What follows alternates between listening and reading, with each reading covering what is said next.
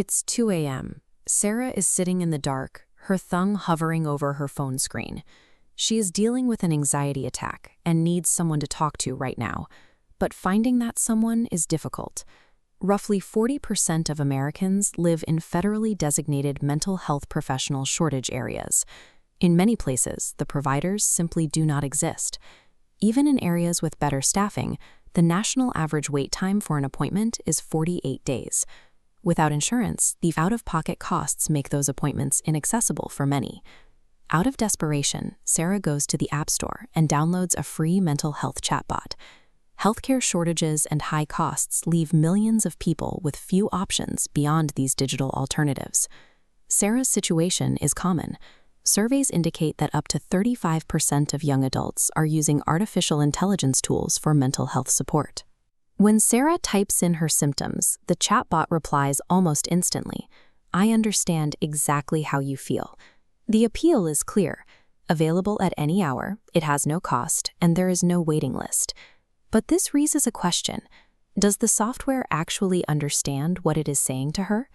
We are using a digital interface to address a human crisis, attempting to find a connection through a system built for data processing.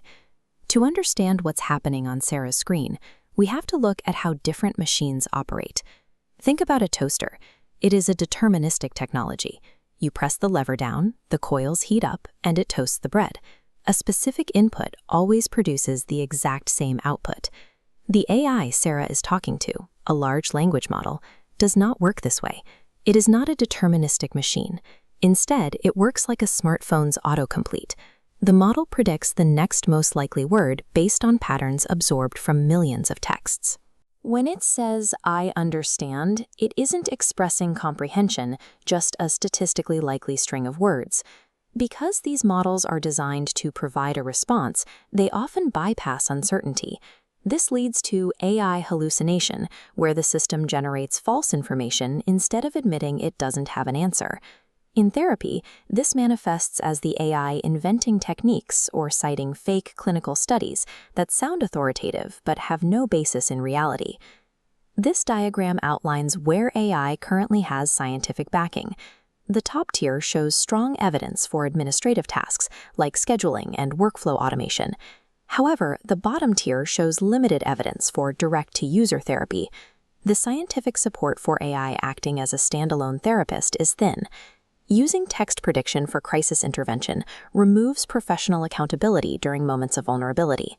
Users often share personal struggles with these bots, assuming the conversation is protected by medical confidentiality. In reality, most consumer AI wellness tools are not bound by HIPAA regulations.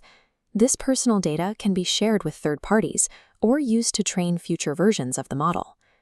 There is also digital phenotyping. Apps passively track behavior, like typing speed and sleep patterns, to predict a user's emotional state. This generates unregulated datasets tracking a user's internal life, often without them understanding the extent of the monitoring. These sessions function as tools for data extraction, where personal trauma is transformed into marketable commercial data. For Sarah, banning these tools is not a solution.